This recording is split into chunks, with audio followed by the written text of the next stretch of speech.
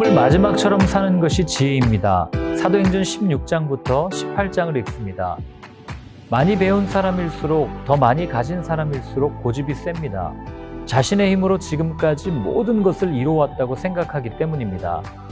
일이 잘 되고 내가 드러나고 인정받고 있을 때, 소위 성공하고 있을 때 멈추어 선다는 것은 쉽지 않은 일입니다. 바울이 딱 그랬습니다. 바나바와 다투고 왔으니 자신의 선택이 옳았음을 증명해 보여야 했습니다. 일이 잘못되면 욕심을 부리다 탈이 난 것처럼 여겨질 수도 있었기 때문입니다. 바울은 루스드라에서 운명적인 만남을 갖습니다. 바울의 영적 아들이라 불릴 디모데를 만난 겁니다. 그에게 할례를 행하고 함께 선교 여행을 갑니다. 바울은 자신을 인정해주고 이미 교회 공동체가 있었던 아시아 지역으로 가고 싶어 합니다. 경험상 그것이 맞는 방법이었고 복음을 전할 확률도 높았습니다. 그러나 예수님은 복음의 불모지였던 이 마게도냐, 유럽으로 가게 하십니다. 그래서 마게도냐의 첫 성인 빌립보에 도착합니다. 그런데 이게 웬일입니까? 바울이 자신의 뜻을 접고 마게도냐로 갔을 때 놀라운 일이 벌어집니다. 루디아를 비롯한 교회가 될 많은 사람들이 그를 기다리고 있었던 겁니다. 나의 100% 확신보다 하나님의 1%가 일이 이루어질 가능성이 높다는 것을 바울이 보여줍니다. 바울은 빌립보에서 귀신 들린 여종을 회복시킵니다. 여종에게 자유를 주었음에도 감사하기는커녕 그 주인은 바울과 실라를 고발합니다. 자신의 밥줄이 끊겼기 때문입니다. 하나님의 일을 하다가 감옥에 간다. 쉽게 받아들이기 어려운 현실이지만 바울이 감옥에 간 이유가 있습니다. 복음을 들어야 할 영혼이 있었기 때문입니다. 바로 간수입니다. 밤중에 바울과 실라가 기도와 찬양을 드릴 때 역사가 일어납니다. 감옥문이 열린 겁니다. 바울과 실라가 도망간 것이라고 생각해서 자결하려 했던 간수는 원초적이며 생존을 위한 질문을 합니다. 어떻게 해야 구원을 받을 수 있습니까? 이것은 모든 사람들의 질문입니다. 사람들은 이 문제를 돈, 힘, 인기로 해결하려 합니다. 그래서 탐욕적이고 이기적으로 사는 겁니다. 귀신 들린 여종의 주인과 같은 모습입니다. 그때 바울이 외칩니다. 주 예수를 믿으십시오. 그리하면 구원을 받을 것입니다.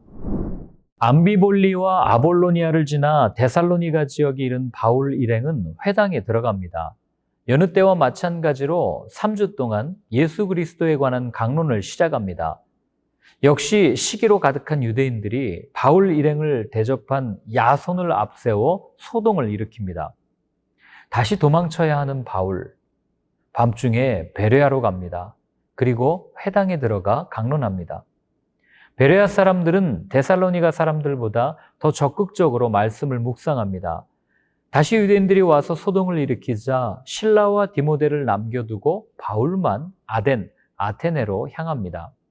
아테네는 종교 도시 국가였습니다. 제우스, 헤르메스 등 수많은 신들이 있었습니다.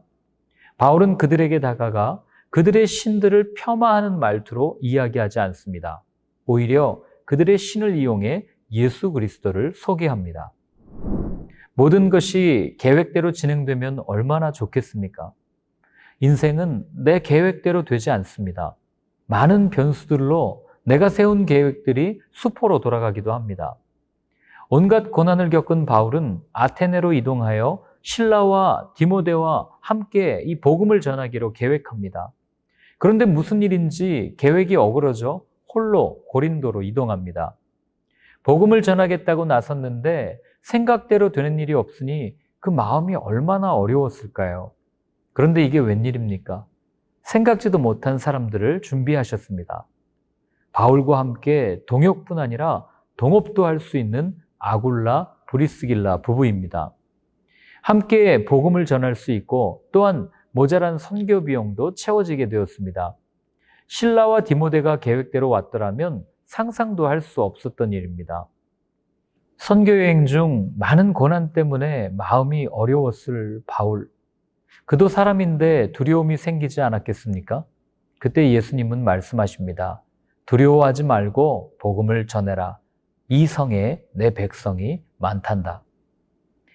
이어 바울은 브리스길라 부부와 함께 수리하러 갔다가 겐그리아로 가서 서원한 것이 있어서 머리를 깎습니다. 그리고는 사역을 도울 또 한 사람을 만납니다. 언변이 좋고 성경에 능통한 아볼로입니다.